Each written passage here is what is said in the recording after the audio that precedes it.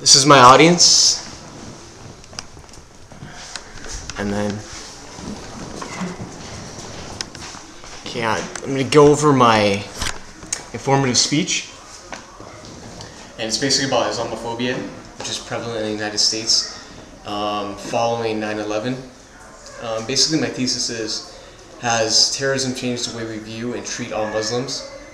The purpose of my speech is to inform my audience about the overt prejudice prevalent in our society against Muslims. September 11, 2001 cemented in everyone's mind, including my own, predetermined prejudiced notions about Muslims.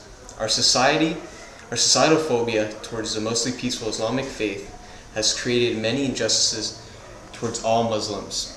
A closer examination reveals just how ridiculous some of our prejudiced notions are.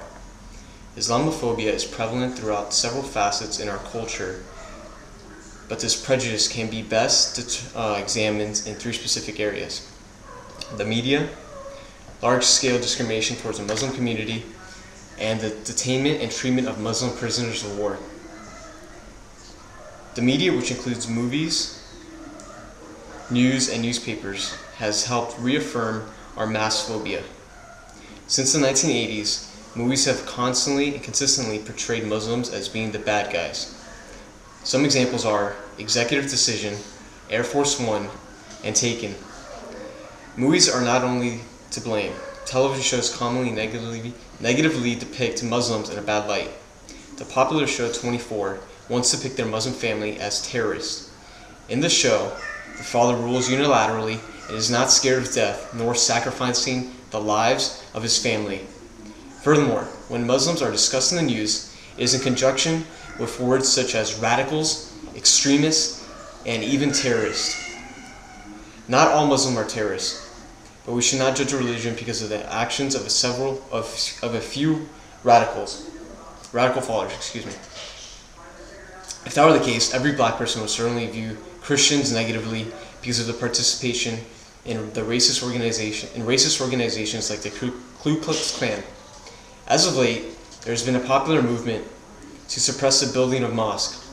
By now, most of us have heard of the proposed mosque on Ground Zero.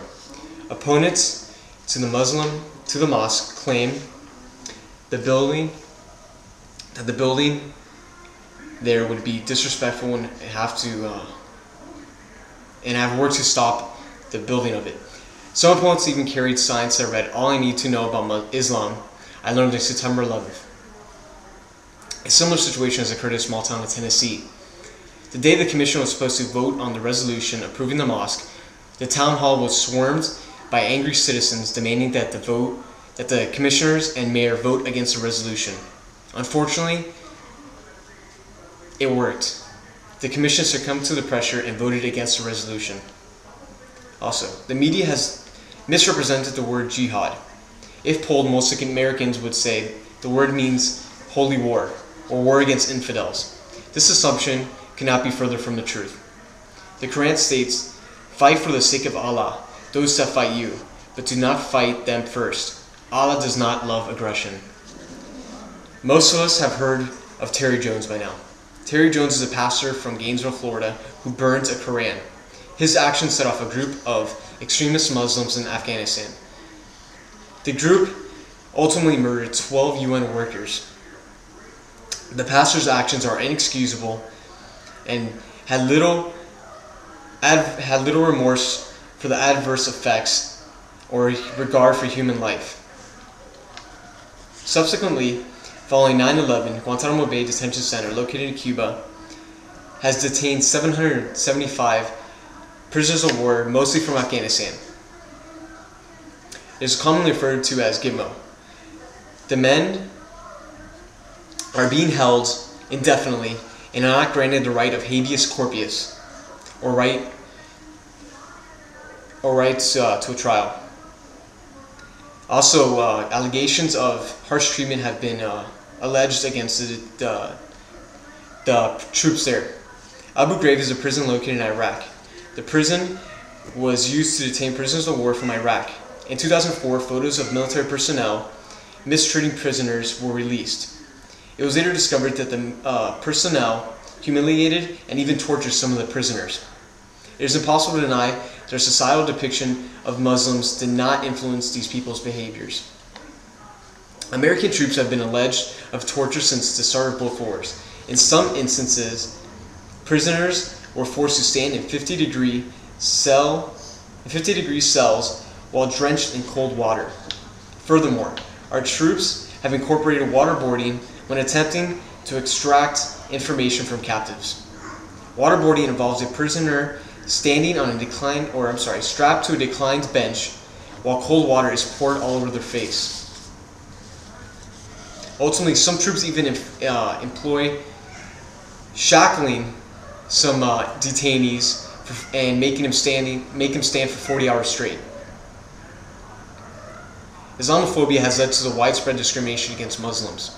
And according to Time magazine, a recent SRBI poll discovered that 46% of Americans think Islam encourages violence against non-believers, more so than any other religion. Muslims are constantly and disproportionately the subject of racial profiling and are overwhelmingly screened at airports. According to Annie Bakanine and Mehdi Brozimine of the Middle East and Middle Eastern American Center at NYU, New York University, the Department of Justice allows such profiling because national security justifies it, thus affecting people who have dark hair and skin, such as Latinos and people of Asian descent. Such racial profiling is cruel and demeaning to those who are victims. It can also be ineffective as there have been cases of homegrown terrorists who do not have dark skin or dark hair.